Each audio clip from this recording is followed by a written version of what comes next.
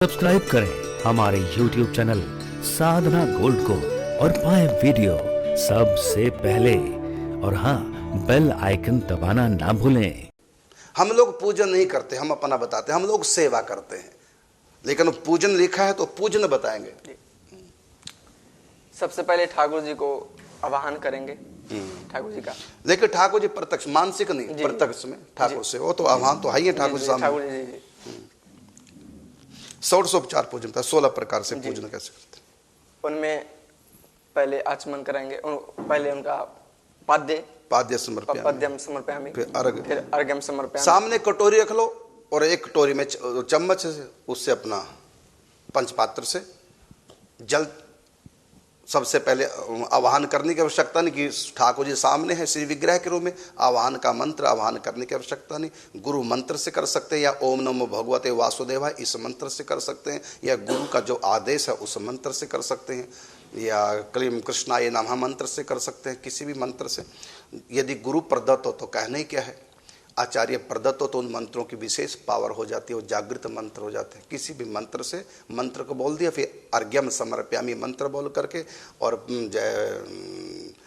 जल लेकर के कटोरे में आगे शालिग्राम के ऊपर भी डाल सकते हैं। यदि शालिग्राम शिला आपके पास है, शालिग्राम शिला, जैसे मैं नित्य प्रति शालिग्राम शिला का पूजन करता हूँ, ठाकुर जी की सेवा और शालिग्राम जी का पूजन करता हूँ, तो अर्घ्यम समर्पयामि बोल करके जल अर्पण कर दिया आचमनी से। उसके बाद पहले पाद्यम समर्पयामि, जल छोड़ दिया, फिर अर्घ्यम समर्पयामि, फिर आचमन समर्पयामि, इस प्रकार 3 बार जल छोड़ा। उसके बाद फिर स्नानियम समर्पयामि। अब स्नान आप शालिग्राम शिला के माध्यम से भी कर सकते हैं, तो आप धरती पे थाली रख दो, उस पर छोड़ दिया करो जल थोड़ा थोड़ा, ऐसा भी आप कर सकते हैं पूजन में। मैं पूजन की विधि बता रहा हूँ, ना कि सेवा की। सेवा की विधि अलग है, पूजन की अलग होती है। उसके बाद फिर स्नानियम समर्पयामि, स्नान भी पहले जल से स्नान, फिर दूध से स्नान, फिर दही से स्नान, फिर घी से स्नान, फिर शहद से स्नान, फिर शक्कर से स्नान, ये पंचामृत से स्नान कराओ। एक एक करके उपचार समर्पित करते रहो ठाकुर जी के ऊपर, शालिग्राम जी के ऊपर। यदि शालिग्राम नहीं, ठाकुर जी तो प्रत्यक्ष में, तो वहाँ भी कर सकते हैं, चरणों में डालते रहो। यदि आप नित्य स्नान कराने का आपका नियम है, तो ठाकुर जी जो बाल गोपाल आपके पास जो भी है, उनके ऊपर जो है शीश पर डालते रहें और पंचामृत इस प्रकार स्नान कराएं। और उसके बाद वस्त्र समर्पयामि, फिर ठाकुर जी को स्नान करा के फिर शुद्ध जल से आप स्नान कराएं। उसके बाद ठाकुर जी को बड़े मुलायम कपड़े से धीरे धीरे सुखाएं, पोंछें। उसके बाद वस्त्र धारण कराएं, वस्त्र समर्पयामि। वस्त्र के नाम से मूल्य का एक धागा ही अर्पण कर दो पूजन में। और सेवा में तो पूरे वस्त्र से ले ठाकुर जी को पहनाओ, फिर सजाओ ठाकुर जी को अच्छी प्रकार से, तो ये सेवा। उसके बाद फिर सब सजाए ठाकुर जी, उसके बाद भोग लगाओ, नैवेद्यम निवेदयामि मंत्र बोल करके, जैसे ओम नमो भगवते वासुदेवाय नैवेद्यम निवेदयामि, इस प्रकार बोल करके और आप भोग लगाएं। और उसके बाद फिर भोग लगाने के बाद फिर आचमन कराएं, तांबूल अर्पण करें, और तुलसी दल छोड़कर ही भोग लगाया जाता है। और उसके बाद तांबूल अर्पण करें, फिर भगवान की आरती करें। और पूजन में पहले भगवान का दीपक जलाया जाता है। आरती का दीपक अलग होता है और पहले जो दीपक जलाया जाता है वो अलग होता है।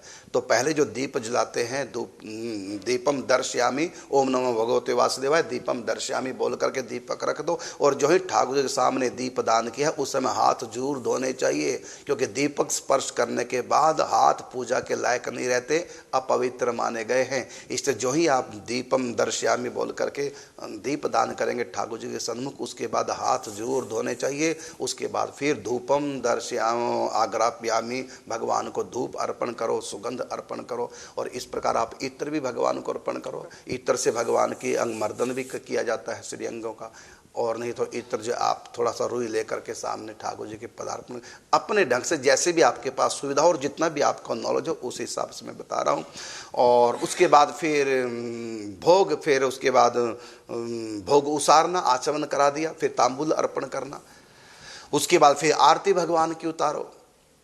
आरती भी 5 प्रकार से उतारी जाती है। उसके बाद आरती उतारने के बाद फिर जो है आरती को लो, और फिर आरती वहाँ से हटा लेनी चाहिए। दीपक तो सामने रहेगा, लेकिन आरती सामने नहीं होगी। जब आरती उतारे, वो आरती फिर सामने भगवान के नहीं रखनी होती है, साइड में अलग करके रख दो। हो सके तो मंदिर से बाहर ले जाओ, मंदिर के भीतर भी ना हो, द्वार से बाहर आरती हो जानी चाहिए, अंदर आरती नहीं रखो। लेकिन आरती को ऊपर जो जल निछावर किया जाता है, वारा जाता है, उस समय तो अंदर एक बार रख दो, लेकिन उसके बाद तुरंत बाहर आरती होनी चाहिए, नहीं तो फिर दोष लगता है। और आरती के बाद हाथों का भी प्रक्षालन कर लो और उसके बाद भगवान को नमस्कार करो, भगवान की स्तुति करो, भगवान की परिक्रमा करो, भगवान को पुष्पांजलि अर्पण करो, भगवान से वरदान मांगो, पराभक्ति का, प्रेमा भक्ति का। यही आप सेवा आंख बंद करके भी कर सकते हैं, यही सेवा आप आंख खोल के भी कर सकते हैं।